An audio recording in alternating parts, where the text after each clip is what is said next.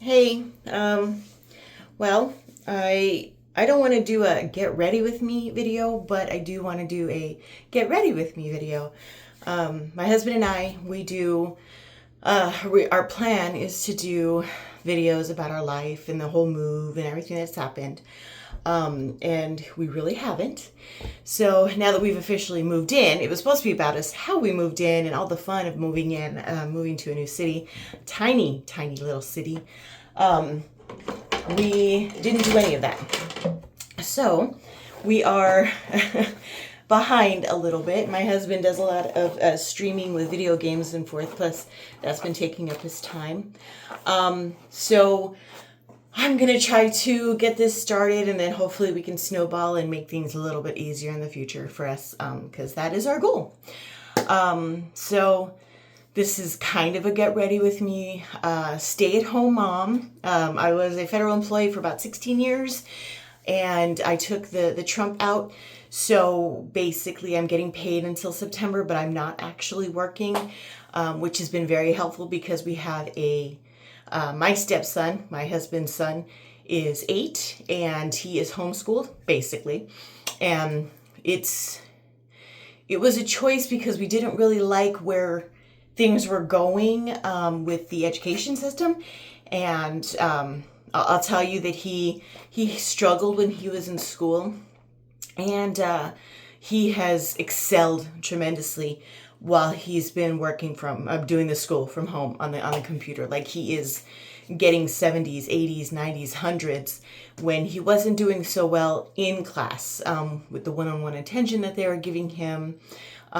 So he's doing so much better. So now that he's doing school at home, I can be here with him. Plus, I get up every morning and I make breakfast for my husband, get his coffee ready to make it life easier for him to get out the door and go to work. Where he is a federal employee, he's a federal guard. So this tiny little town that we moved to is really in need of his assistance. So it's nice because it's a lot cheaper to live here, extremely cheaper going from Colorado to here. Even this apartment, like if we would have gotten an apartment out there in Colorado, this same model, we'd probably be spending almost $2,000. No, you know what? Probably closer to $2,500. Whereas we're only spending $1,100, and we've got the amazing view we have this huge, beautiful river behind us with the mountains, and right now it's green summertime. So it is absolutely gorgeous from our window in the living room and in our bedroom. It's just nice to wake up. And plus, because it's a smaller town, everything is incredibly slow. No one's rushing to do anything. By 5 o'clock in the afternoon, no one's on the streets. There may be a few people out going to Walmart, to one of the few stores that they have, to get some groceries. There's a Dollar Tree. Anyway, excuse me. I have a medical condition and sometimes I get a little sick, but I'm okay. So anyway, this tiny little town, by 5 o'clock, everything's closed up. Nobody's really out on the streets. It's very safe. Literally, we went to the store. There was a truck that was on, keys in the ignition, windows down, the passenger seat, just chilling, hanging out. Not aggressive dog, so when you walked up, you could even put your hand in and pet this dog, and he was just loving. But the car was running, and I was in the car next. My husband ran into the store, and that person had been there before us, and we left before they even came back. So they were in there a long time. And just talking to the people around here, they basically indicated that nobody locks their doors. Nobody. People leave their keys in the ignition constantly. It's a normal thing. I know that's hard to believe, but when I say we're in a small town, I mean we are in a small town. Nobody's. So, anyway, I don't do much other than right now, our son is in Colorado with his mom. Okay, so our son, he spends summers in Colorado with his mom. This year, his aunt, his mom's sister, took him and his older sister to California to see his family out there, that side of the family. So he's having a ball. He is swimming and running, and his aunt, we had a nice conversation with the other day. We're not very close that side of the family. They didn't like my husband in the beginning because things didn't work out between him and my stepson's mom. So they kind of, blamed him. He was a bad guy. But then now that they've been separated, and me and my husband have been married and kind of raising Elliot on our own, like we live here in Virginia and his mom is still in Colorado, they're kind of seeing a different side because now that they see a lot of the progress that we've done with him, not saying anything negative about his mom, it's just we devote everything to him because he is our only child right now. So they kind of see things a little bit differently. So now that they're seeing this and they're seeing how well he's progressed in our care, we're kind of making friends with them, which is great because we don't want them to see us as the bad guy. We care so much about him and we just want the best for him. And literally our lives are based on him and his needs and how we can improve to make his life better. And now that they're seeing it, it's great. So anyway, had a nice conversation with his aunt who's out there with him in Colorado, and said, she thanked us and said, we see the huge difference in Elliot and how well he's doing. We want to thank you. So we thought, great. Anyway, he's out in Colorado right now. So I am, for the first time in over a year, not doing anything. I'm not working. So I get up. I make my husband's coffee, his breakfast. I get his lunch together. He gets up and he takes the dogs to go potty. I feed the dogs for the most part. He'll do it if he's got a few extra minutes. But typically I'll make sure that my little Luna, she's a Chihuahua, I make sure that she gets her special food, and my husband will make sure that Bella, our big huge husky, gets her food. And then once he goes off, I have my coffee, I turn the TV on for a little bit, kind of watch a movie. I watch videos on TikTok or on Facebook. And then that's kind of it. I kind of sit there for a while because not sure what to do with myself. Because when my son is here, we get up, he takes a shower, he gets ready for the day, we start working on his classes. He keeps me occupied. Him not being here is kind of throwing me for a loop. I don't really know what to do with myself most days. So I've just kind of sit around. Like I said, we moved, so it was kind of nice in the beginning because then I could clean the house, organize a little bit, and I'm partially disabled, so it's a little more difficult for me. So without my son helping me, things are slower for me to get up and move things. Yesterday I moved a food cabinet. All I did was push it and I vacuumed, and I pretty much feel like my body is done. I am sore, my body hurts, but that's okay. It's something I have to work through, and I have to work very hard for, which is fine, and that's what I want. I want my body to build up and be better. So we've been to do a lot of organizing and getting things settled, and we're kind of there. And my husband and I were talking, and I have kind of gone up and down as far as my depression goes. I've had most days which are really good, and I'm very happy and life is great. But for whatever reason, when we moved here, I feel good. Like I'm happy. I'm happy to wake up. I'm happy to go to bed. I'm happy with my day, even though it's not a lot involved. There's not a lot that I find that makes life hard for me emotionally. I love the cooking, making sure that the dinner's ready when my husband gets home. When my son is here, making sure that his lunch is done. Watching him, do things like go and walk the dogs, teaching him how to be respectful and a decent human being. All those little things are great, and they make me feel worthy.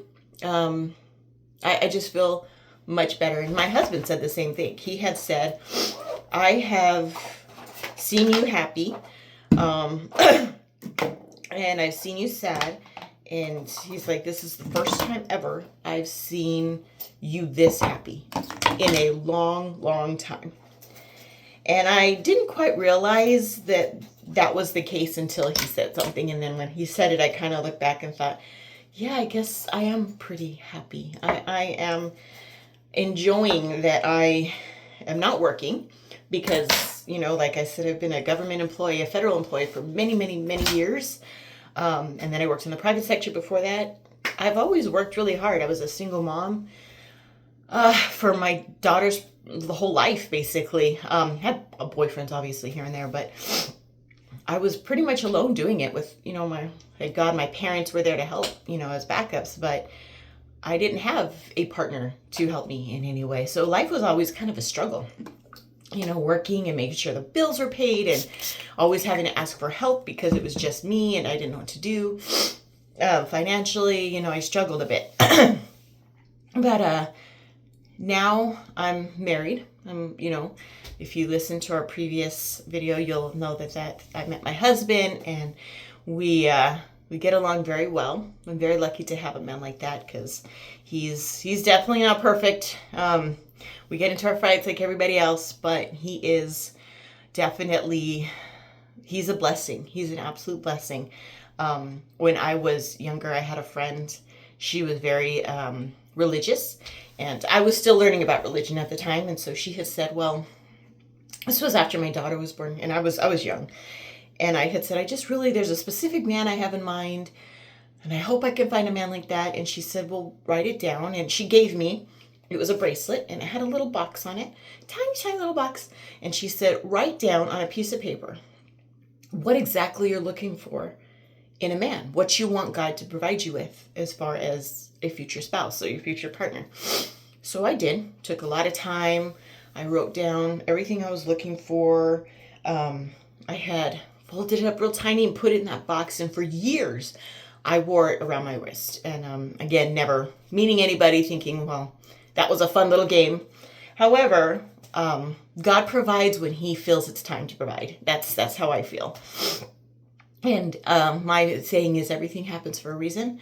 And I remember telling my dad when my daughter was roughly 17, she was older, so it was easier for me to finally make a jump. I've never done it before. I told my dad, the first conversation we had was, I don't feel like the person I'm supposed to be with and marry is here where I was living with my family. Born and raised in New Mexico, I was ready to leave. I was ready to explore. I was ready to find my soul, find out who I am.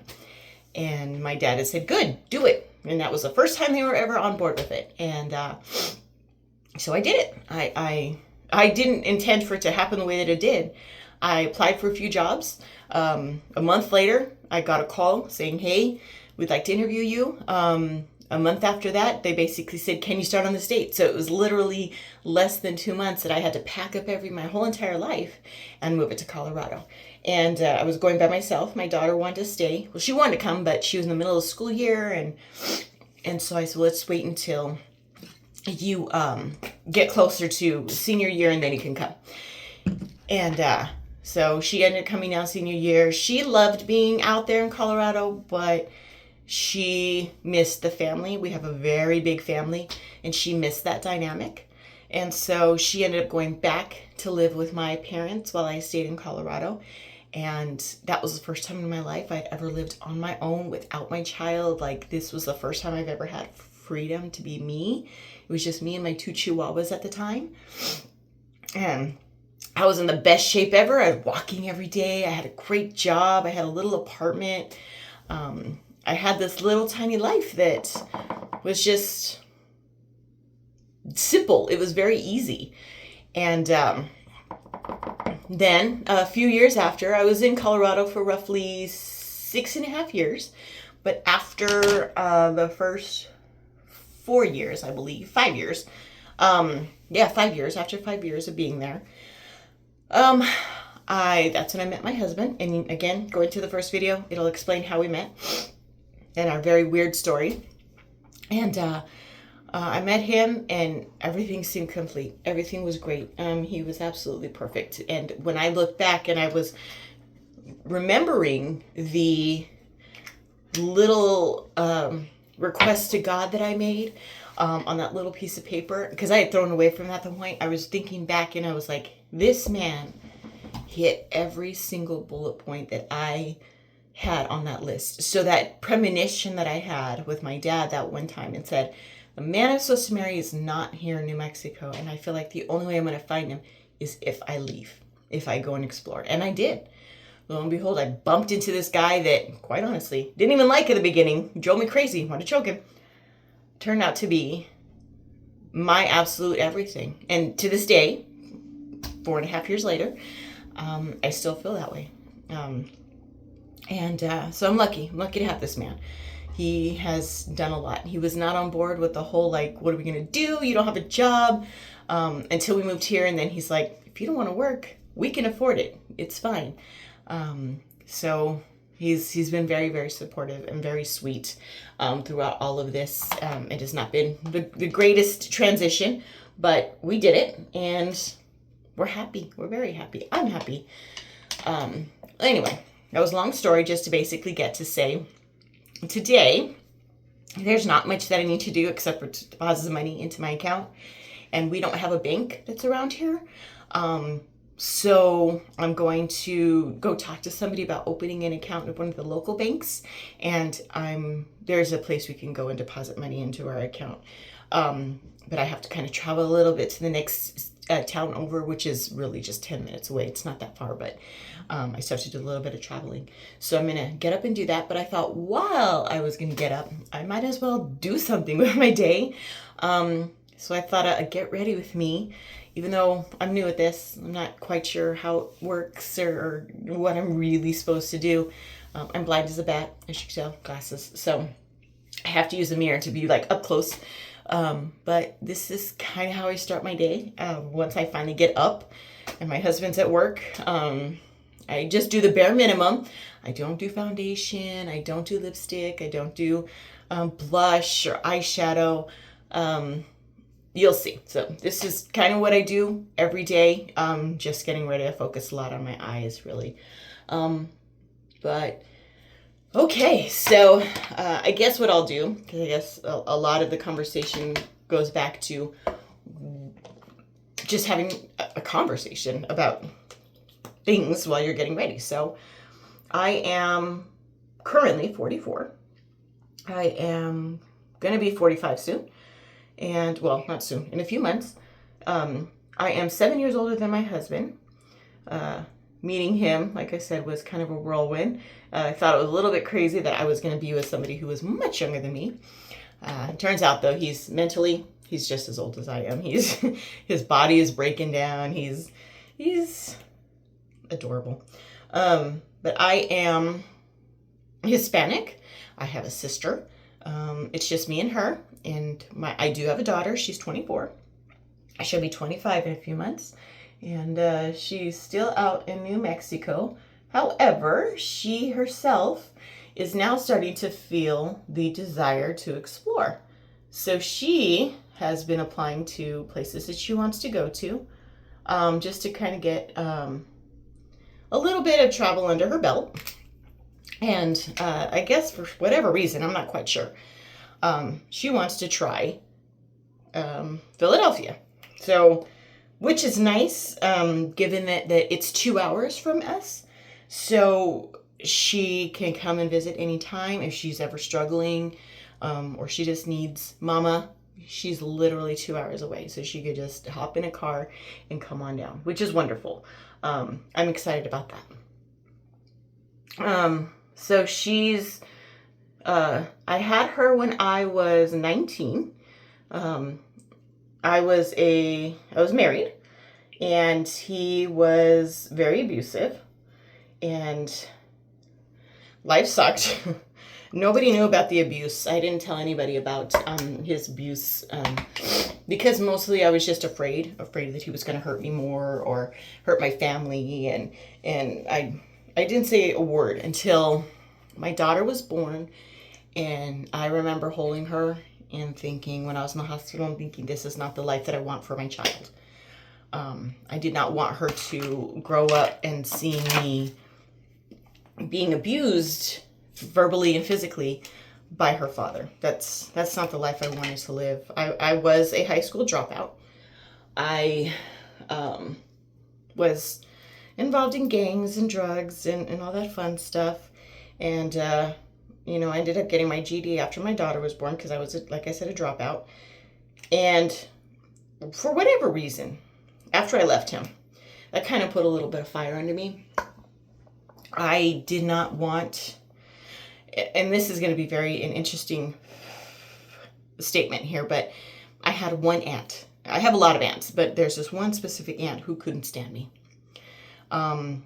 She couldn't stand me, and I had one uncle that couldn't stand me. And it was because I was such a jerk in high school. I was very hard on my parents, like the stuff that I did and didn't do. Made them look bad, and they struggled very hard emotionally having to deal with me. And so those two are the reason that I pushed myself further once I got my GED. When I had my daughter, she was the reason I even took that GED, left her dad, went into hiding so he couldn't find me. And then I got my first real job. And like I said, the Lord provides, because I started working at the University of Phoenix. And they encourage you to go to school and they pay for your education. So after I got my GED, I was working there and decided that that's something I wanted to do. I wanted to give it a shot. Why not? It's free.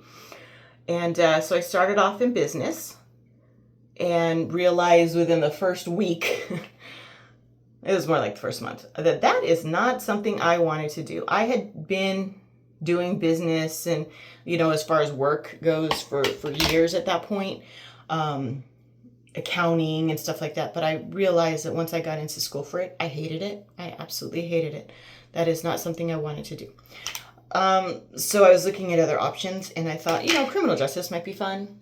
I really did enjoy criminal justice stuff, but I always thought it was more of like a hobby.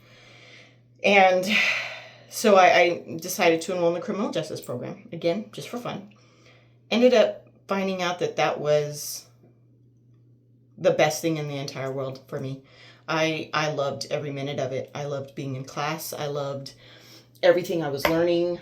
I was pretty much an A student throughout my whole undergrad program. I loved everything I was doing.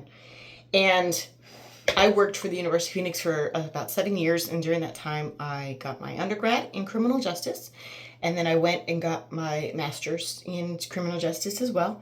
Again, all free. Loved it.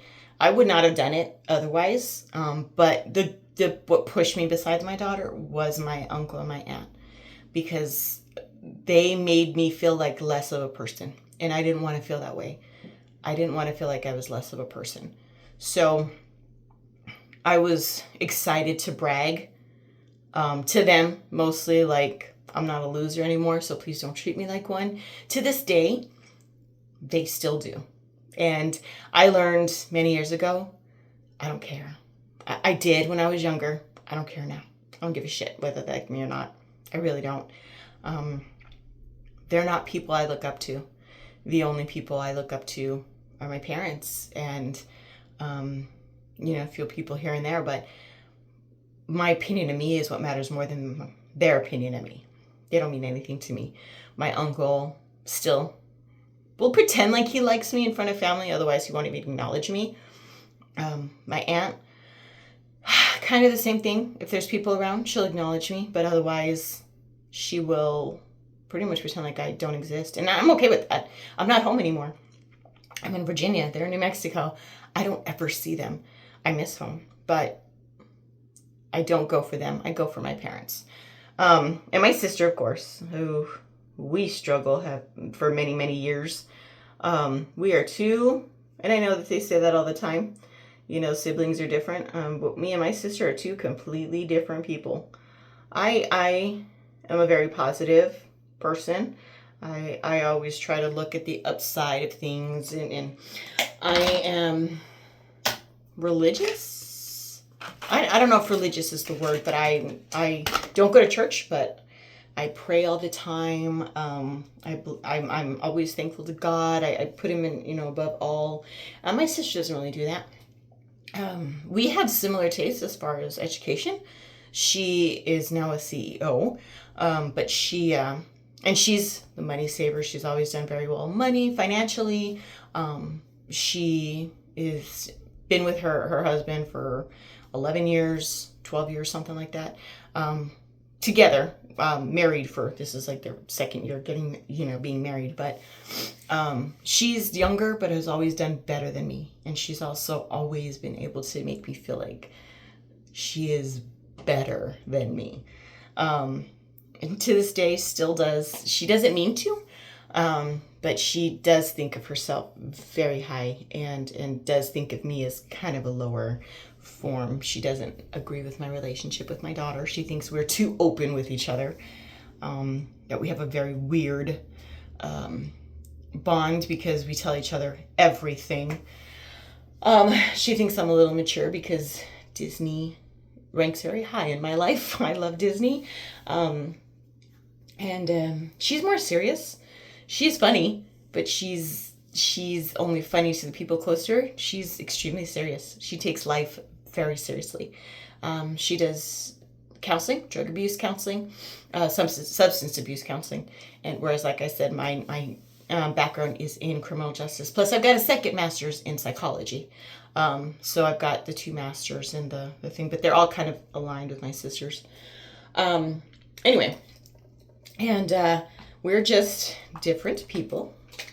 I do love her to death. She's a great person. While I'm here, she is out there trying to work very hard to help my parents. My father's disabled. My mother is disabled. And so she's out there every day making sure that she goes to my mom's every day, taking care of her. And that wasn't my job when I lived there. I was very much involved with my parents, and everything that happened, it was all on me. And she hid in the background. She didn't like to be a big part of family things, even our parents' stuff. So now that I'm out here, it's all on her. She struggles with it. She really does. I missed it because I like them being dependent on me. I like being able to help them and say that I was there to help them. But she's having a hard time with that. Her social battery runs out pretty quickly every single day. So usually after a certain time during the day, if I text her, she won't even respond. She'll wait till the next day to respond because it's very overwhelming for her. I am not a social butterfly. I do not make friends well. She does.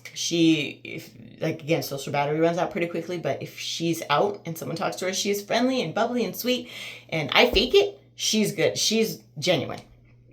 When I'm at work, people seem to think that I'm this bubbly, sweet, gentle person, and I'm really not. I just fake it very well. I'm very good at that because once I walk out that door, I don't know you.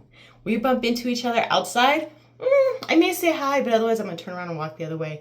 I like my peace when I'm not around a lot of people. Now, my husband, on the other hand, is the social butterfly. Anywhere we go, sometimes I have to grab him and pull him away because he will just chat and chat and chat with strangers. And I don't understand that. I don't understand. He tells his whole life story to strangers. Anyway, which is what I'm doing now. Crazy, right? So this is how I get ready when I go out. And again, I typically don't go out anymore. My life has been in this house and in our last house all day and every day. I don't really go out and do anything. My car was, the tags were out for so long, and it didn't bother me, like I said, because I wasn't working. So I just never went anywhere. And now that we've got our tags done, I forget that I have the ability to go out and do things. And I just get so comfortable just being in my little space that I don't think about it. But today, I am going to get out of my bubble. And I am going to go and do a few errands. I told my husband yesterday, I said, I just seem to forget that I have the ability to leave the house. I'm not used to that because my car was out of commission for a while. But anyway, so I am going to explore this little town, which will probably take me about an hour to do everything. This place is small. I will be done literally in an hour going around the whole entire town, probably 3 different times. But so the get ready part is done. I'm done. This is what I do when I get ready to go out. These few things. And it's not perfect. My face is a disaster. But done. This is getting ready with me. I'm ready to go. Other than changing my clothes a little bit because this is my pajamas. But other than that, brush my teeth and I'll head out. I will take you with me so you can kind of see a little bit of what Covington looks like. But until then, we'll see you in a minute.